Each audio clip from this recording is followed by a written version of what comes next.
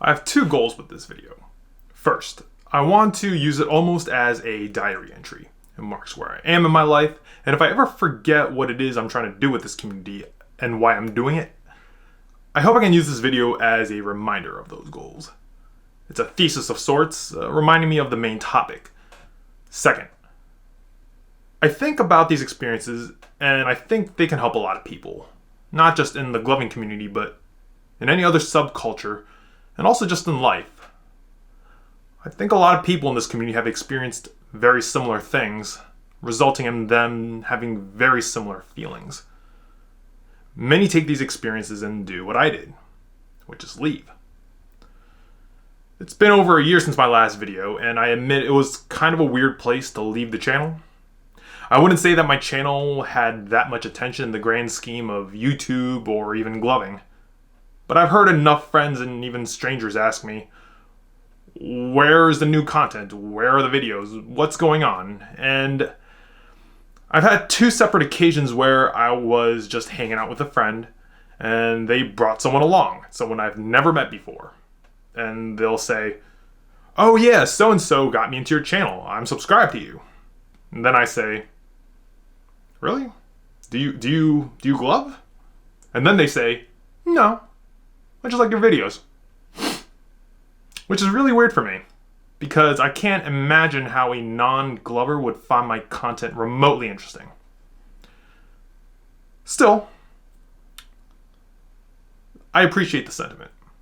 And I look back on those videos during my initial stint when I was trying to make content regularly, and I do think the videos are fun, but I don't think they're good. And I don't mean in terms of production quality, I mean more in terms of not even the advice itself, but the way that I give that advice. I'm just not too happy with it. Still, a lot of people seem to really like those videos. And it makes me happy that people value them. And a lot of people ask me if I was going to make videos again. And the short answer is yes. I've always wanted to make more videos. I've always wanted to make more content. The question was whether I was going to make gloving related videos again. Because my main reason for leaving was the result of several experiences during that time that made me check out. But we'll get into that. It wasn't until this year when I started hanging out with some friends and doing stuff for my local gloving community that I realized how much I love the community part of it all. The part of the fun in gloving is sharing wonderful experiences with people that I've met through this hobby. And a lot of people have been encouraging me to get back into doing gloving stuff, and I thought about it, and yeah, I do want to do this stuff again. So here we are. And despite a lot of talk around gloving supposedly stagnating, there are a lot of new people coming into this hobby. And I think that some of the stuff in this video might help them understand the context of the current state of affairs. After all of you who are just starting out, you guys are ultimately the ones with the biggest influence as to how this hobby is going to come about. And I think it's best that you understand the context of what you're walking into. So what the heck happened? In 2020, the COVID pandemic hit. Like a lot of people, I lost my job. And I had a lot of time on my hands, and I couldn't really go anywhere because we were all in lockdown. And before the lockdown, I had a lot of plans to do more project videos. For those of you who don't know, I make a lot of these cinematic style gloving projects. They're basically the modern day equivalent to those 90s backyard homemade videos I used to make on those tapes. They're not really professional, but they are a lot of fun to make. And if you're interested, you can find some of those on my channel. But now all those plans were put on hold for who knew how long. So I thought, hey, why not try to make some YouTube style stuff? That way I can still practice making videos and I can do it in lockdown. It was a good idea. So I had a couple of videos. I didn't really know what I was doing in terms of the technical stuff and even the production stuff, and it doesn't matter. I still had the software and I had the equipment. I wrote some scripts, I shot them, edited them, then released them. And I had a lot of fun making them.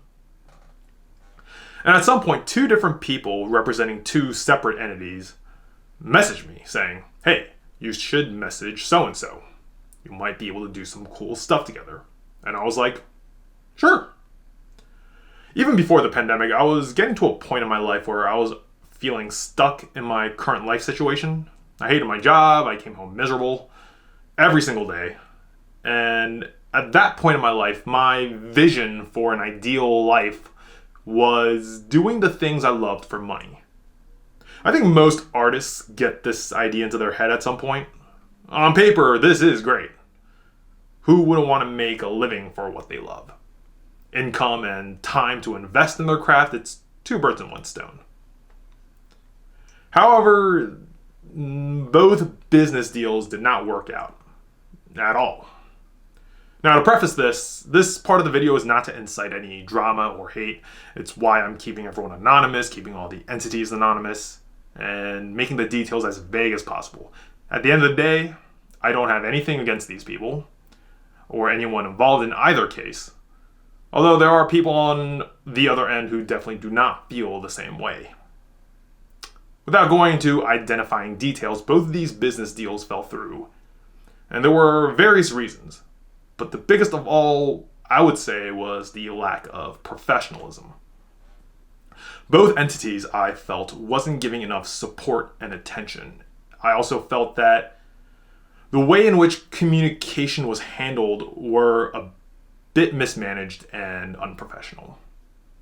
Now, with this first entity, this miscommunication actually led to a bit of a fallout, which I think is unfortunate because it could have been resolved with a simple conversation.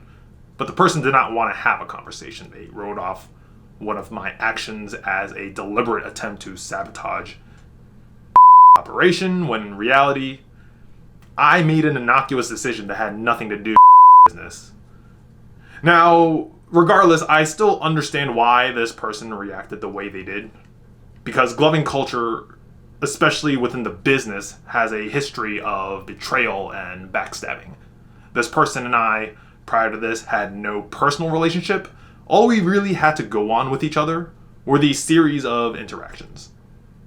One which ultimately thought I was being a snake, and I thought being unprofessional. And at the time, I was also new to making any sort of real business decisions. And I admit to a bit of naivety on my end, and in retrospect, probably committed some sort of social faux pas. But I've also had conversations with close friends about this. I was worried through this action that I had created a moral error of some kind. And after much discussion, the general consensus was, it is understandable why this person was upset, but the response was not appropriate to the scale of the situation, and could have ultimately been properly mitigated with a single conversation. On top of that, I also learned through future conversation that this person has a history of cruelty and belittlement. Then there were the rumors of other things, most of it damning in a multitude of ways. But keep in mind, I did not bring up this person in any of these conversations. Unless it was with a very close friend, I usually kept my mouth shut and simply listened. Now, do I believe these things? I don't know. I try my hardest not to let rumors and secondhand stories paint my view of a person. Then again, if enough people are saying the same thing, there is something to be said about correlation. All I can say is based on my own experiences. And on the one hand, I definitely say my interactions with this person were not good. And I can understand the sentiments of everyone that I talk to. However, I can also say that this is a person who has spent a lot of time in this community and invested a lot of themselves in it. And during that time, it became clear that they have been through and seen a lot, all in the name of this hobby. And sure, they might have some haters, but who doesn't? Someone once said something like, no one should like everyone. If we did, we would all have syphilis. Still, feelings can be hurt, and even if one has developed a tough exterior, that tough exterior can both protect just as much as it can reveal. And to me, it revealed resentment. Towards what? I'm not sure. Perhaps to them, I represented a larger issue in their life. I can't be too sure because we never really talked about it. In retrospect, I am glad that this deal didn't end up working out. I do think their work is incredibly valuable, and I do respect it. But it's something that I ultimately found that I don't want to do. Even still, I think that how the relationship ended was avoidable and sad. And it was something of a lesson for me, one that I kind of already knew, but was still tough to experience head on. And that is that not everyone is going to like each other. This might seem obvious to many of you, but I personally have tried my very best to not involve myself in any conflicts within this community. It's already difficult to communicate in person. And online, tones and intonations can seem hazy and lucid. It leads to a lot of miscommunication. In the past, I've tried to mitigate this by interacting as little as possible online. I would leave a comment here, saying nice video, or thanking people for liking mine. And whenever someone posted something I don't like, I just ignored it. Because why start an argument over something stupid? I think perhaps this aversion to online communication has actually been a detriment to my growth. I think I am relatively decent at communicating in person, but I have no online social skills. So maybe in the end, this was a good thing. I learned a lesson. I still wish the relationship could have ended on friendlier terms. Then again, maybe it wasn't meant to be, because after all, I still don't have syphilis. Now, with this second entity, it really became a matter of mismanagement. Many people working for this entity, by the time I got there, felt that they were not being given enough direction and that management was basically non-existent, which I agreed with. The highest authority had effectively checked out a long time ago, leaving a single person in charge of everything, a person that, in my opinion, should not have been in charge. So some of us came together and wrote a letter detailing all the things that we thought were issues with the company and how they could be resolved. The result was several people leaving because management still refused to really listen. Management essentially viewed these actions as personal attacks, when in reality this was supposed to open a dialogue and help pave the way for a better future. Still, they took it personally. They took it very personally. I was initially going to stay for a short time longer to help sort out any extra bureaucratic stuff or help with the transition. And at the very least, I wanted to salvage something and help out. In the end, however, I left that same week, and I decided to leave early after they made several decisions. Decisions that were basically disrespectful to everyone that left and ultimately showed that they did not value these people. Now, in this case, I also sort of understand why these issues were present. Gloving is not a big industry in any capacity. Amazing Lights, in my opinion, despite being the biggest company, is probably not making that much money.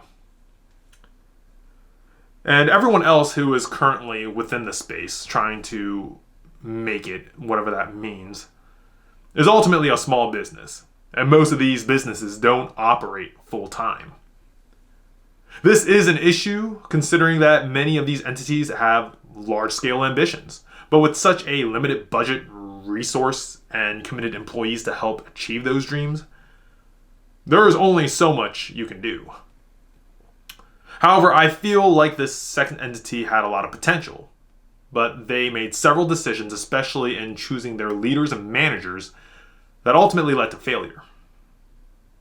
Why? Well, it doesn't help that the person in charge was hired because of their relationships, not the credentials.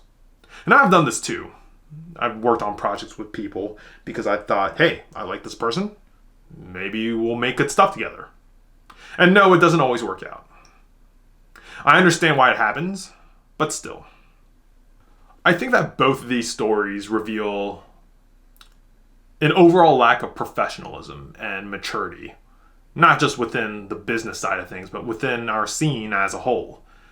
And I mean, this is obvious with the way that people historically interact with each other within this community. Think about how many times in Glover's Lounge people will comment or get into arguments about nothing. How many people join into random fights in the comments, forming temporary tribes over nothing. But the issue here is that the infrastructures in a community are supposed to be a total guide for the culture. How people conduct themselves in higher places ultimately reflect and influence the rest of the social atmosphere. And here, the leaders were acting no better than children. Now, after experiencing not one, but two failures within gloving, I was pretty annoyed and tired at this point. But the final nail in the coffin was set on a day when I was scrolling through Glover's Lounge, just like any other day. And keep in mind, this was at the height of a lot of social unrest during the quarantine. So people were already in a bad mood. But during this time, a lot of people were spilling the tea about a lot of people and entities. And a lot of people were just saying a lot of outrageous stuff about each other. A lot of it probably true, let's be real. And it's one thing to experience small little anecdotes. It's another thing to have a bunch of this bullshit just streamed right into your consciousness through a digital mirror. People were bringing up a lot of nasty things about individuals and companies, and I don't have to repeat those things. A lot of this stuff really is public knowledge at this point. And if you're new to the community and you have no idea what I'm talking about, just literally go ask anyone who's been around for a while. Regardless, sooner or later, you're probably going to hear about it. Regardless, I'm also going to be frank here. Even at the time, this was not a new phenomenon. People talk shit all the time. People out people and entities all the time. But on this particular day, reading all of this, I was just hyper aware of it all. And it made me feel dumb. It made me feel dumb. Because this was the community that I was a part of. And I was working on a script for a new video when I just asked myself, is this fun anymore? And the honest answer was no. So I just dropped everything and essentially dipped from the online world just completely. So what did I do during this time? Well, I really got into reading. I started a blog and I really got into VR. I got an Oculus Quest 2. It only cost me $300. And my soul to Zuckerberg. I was feeling pretty shitty about myself at the time, if I'm being completely honest. And it's not just about gloving, but it was just about everything else going on in my life. And I can honestly say, best shotgun purchase I've ever made. So if anyone has a Quest 2, drop your username in the comments. I play a lot of Pavlov, which is basically Counter-Strike VR. And I would love to get into a lobby with some of you and play a match with Glovers rather than a bunch of children who call me the wrong racial slur. Anyways, but here's the thing. I didn't stop gloving. I practiced on average 3 to 4 days a week. I was mostly using it as a form of exercise, meditation, and experimental art. And without a community to feed me any sort of aesthetic influence, I had to look anywhere but gloving itself. And it was really fun. So, in that year or so long hiatus, I learned a couple of things. First, I really do love gloving, just for gloving's sake. And what I mean by that is, even if there wasn't a community of some kind, either online or local, or even just a couple of friends nearby, I will always love this hobby. And this was clear with how much fun I was having just practicing by myself. And don't get me wrong, I do wish that sometimes I had someone to trade shows or concepts with, but I could definitely enjoy it for its own sake. And this is important, because at some point I got this potentially disturbing thought in my head. See, gloving is a subculture within a subculture. Many people really view it as an extension of rave culture. And a lot of these people will get into it in various capacities. They will do it either casually or intensely, and eventually they will burn out and drop it. This is okay, by the way. I have a lot of friends who I've made through gloving, and our friendships are still maintained even though they don't really glove anymore. And we have friends in our local scene who show up to meetups and just hang out. They don't really glove anymore, but they don't need to, because the community and the friendships made are still very real. For me, I got into gloving first, and discovered raving after. And to me, raving has always been an extension of gloving. That's how it always will be, not the other way around. My point is that I was questioning my love for gloving, and if it was still there, and if it was ever there at all. Or if I was simply trying too hard to have something in my life to fill my time and identity. Luckily, this proved to be a rather irrational thought based on anxiety and depression. Now, second, I learned that I don't really have an interest in making my passion my job anymore. I used to want to become a professional artist, getting paid for the things I love. Like I said before, it knocks out two birds with one stone. That being pay and spending time on my art. And I think these are two inherent problems that many artists face, especially as adults. But I also came to understand that this type of life has a price. The stakes are higher because your livelihood depends on it. It ruins a lot of the fun, but also artistic integrity. This is especially true if you're working for a larger entity, but it's still true if you are an independent artist. Because much of your decisions are based on your audience. You have to make a choice between what you want and what the audience wants. And if you're lucky, these two things are the same thing. But I've found that often they are not. And I also know that a lot of people who do art for a living have very little time for themselves to do anything else, especially relax. I've seen way too many YouTube videos this year about people burning out and being miserable. Personally, I can't have that. I have another life outside of art. And some of it involves simply existing and enjoying the moment. And finally, I realized that the gloving community as it is kind of in a weird state. And this wasn't just the result of the pandemic. The community has been in decline of activity and interest for a while. I've been trying to figure out why, and I think I have an answer.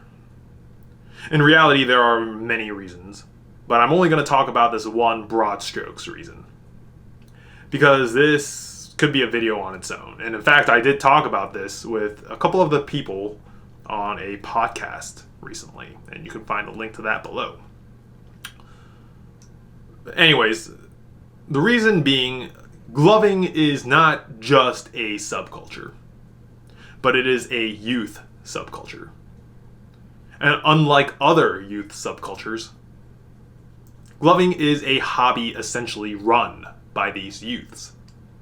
What do I mean by that? Many other hobbies are dictated by the people who own the businesses and infrastructures based on the activity. For example, this is especially true with trading cards, because the companies are the gatekeepers and authorities on the rules and supplies of the cards. If we look at another youth subculture, skateboarding, they are still somewhat of a Wild West, just like it's always been, but there's a lot more money flowing through it now than it did in the 80s. And it has a level of popularity where enough people are buying into the economics of the culture. Gloving is not like that. We have one major company, and their overall success is debatable when compared to the wider market outside of gloving. And it would be generous to say that they also checked out a long time ago. Now, everyone else in this community that is trying to do business of any kind, they're either young adults or slightly older adults, occasionally teenagers. But really, they're a bunch of young adults who are doing side hustles, essentially. And everything has a very grassroots approach to it. I do think that this has its benefits and its drawbacks, mostly related to the blessing and curse that is money. And that said, if you want a hobby to grow, you need more people engaging with it. You need more money flowing through it. You just need more people contributing to the culture. And I think this occasionally worries some people. Because how can you maintain a certain level of cultural integrity with an influx of new people and a wider set of eyes looking at your world? I certainly do share these feelings, and it's something that worries me.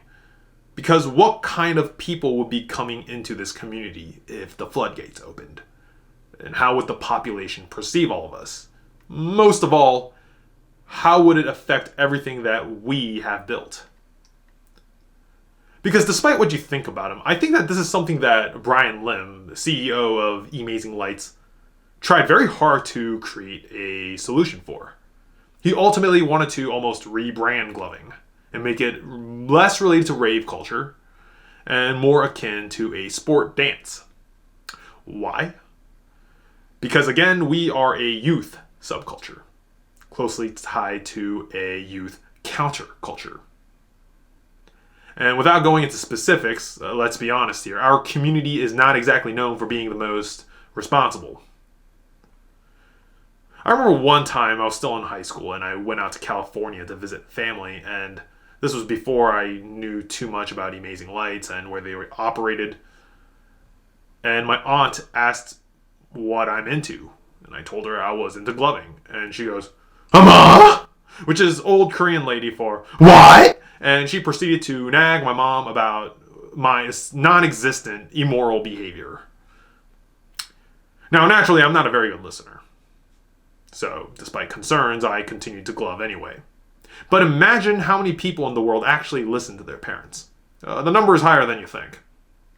Imagine how many people could have joined or contributed to this hobby if it didn't have a drug association and wasn't gatekept to a certain degree of secrecy. And after 10 years of being in this hobby, I almost don't blame these milquetoast citizens for their response, because some of us are just not very responsible, and a lot of us are just not very pleasant. And they make the rest of us look very bad. It's funny because I have seen passing depictions of gloving within mainstream media. There is an episode of the show AP Bio in which gloving is depicted as this nerdy, weird hobby for nerdy, weird kids. Not to mention ugly. And they make us look like losers. And I can't even fault them for it. Because that final nail in the coffin that I mentioned earlier was a combination of a bunch of people outing gloving businesses and their shady practices, and also people just being petty and mean to one another. It's a combination of immaturity, lack of professionalism, and a disregard for respect. Maybe AP Bio was right. Maybe we are a community of children acting like children, because even when children try to act like adults, the joke comes from how horrible they are at it. That said, this isn't a problem unique to the gloving community. Subcultures are often a reaction and reflection of the mainstream zeitgeist. And if the last 2 years have taught us anything, is that no one really has their shit together. But after all of that, do I still want to do this? Yes. And I think I'm ready to do this again. This time around, I have a little bit more of a plan and an intentionality behind it. So first, I do this because I want to. I enjoy making stuff. I am an artist at heart. And making stuff is fun. And no matter what, this hobby should be fun. If it stops being fun, I'll just stop doing it. Because regardless, I will still be gloving. Second, as much as the gloving community as a whole can irritate the shit out of me, it would also be disingenuous to say that I also don't love it. I've met a lot of my lifelong friends through this hobby. I've made so many amazing memories through this hobby. And in fact, I have plans to go to Texas for the first time and visit the community down there, where I'm sure I will make more friends and more memories that I'm sure I'll cherish. Because gloving itself has helped me become a whole person. It's helped me with my self-confidence, my identity, spirituality, philosophy, and it is a genuine source of my happiness. And just because the community has areas where it is total garbage, it doesn't mean that it also doesn't have its spots of beauty, because it does. If I contribute, I can choose which side to support and which side to fight against. But I can only do that if I contribute. I have spent a year in the hyperbolic time chamber. It's time to go fight Cell. Because despite these issues, I love gloving. And I want to do my part to help carve out a place in it for people like me. Those that just want a damn good time, in every sense of the word. So what are my immediate plans from here? I can't promise a strict schedule right now, but I am shooting for releasing a video a month. Again, I can't promise anything. I have a new job, so that's been eating up my time, and I have a lot of other stuff going on in the background. But I do think one video a month is pretty reasonable. In terms of types of videos, I do want to do more cinematic projects again. I have some reviews in the works. I will say that I'm kind of no longer interested in doing tutorials. Not in the way I used to do them, anyway. They took up a lot of time, and I personally have no interest in making them.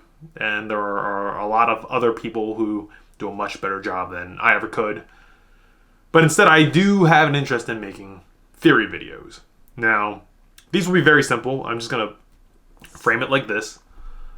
Do a talking head. And I'm just going to pick a topic and rant about it. And I think those will be a lot of fun. One thing I do want to do is try to make video essays.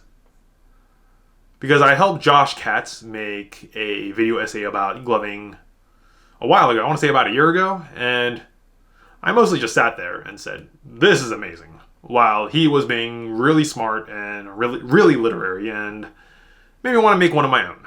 And I have a couple of ideas and currently working on a script. We'll say that this is probably going to be very, very time consuming, but we'll see how it goes. Also want to say I am starting to appear in monthly episodes of The Gloving Paradigm. For those of you who don't know, my friend Peter has a gloving podcast hosted right here on YouTube. We have a session called Gloving Table Talks, and it's with myself, Peter, Starstream Tut, and Snaps. We have plans to get a couple of guests. Some of the potential guests that we have in line already are pretty promising. And if any of you are interested, I will have a link for that in the description below. Also, I'll have links to WWG, which is a Discord server for gloving, and Glover's Lounge, which is the Facebook group dedicated to gloving. So if you guys are new to gloving and you want to know what's going on and what it's all about and want to learn new things, make some new friends, that is a great place to start. And I think that's it. Yeah, I think that's it. So thank you so much for watching. I know this was a bit of a longer video, so for those of you who watched it all the way through, I really appreciate it. If you have any ideas for future videos or thoughts about what I said, drop them in the comments. Even if you disagree, I'm sure that we can get into a healthy discourse about it. For those of you who just got into gloving, or maybe you're still doing it, or maybe you dropped it for one reason or another, just remember, gloving should be fun. So we should try to have as much of it as possible. Hope you all have a good rest of your day. Peace out.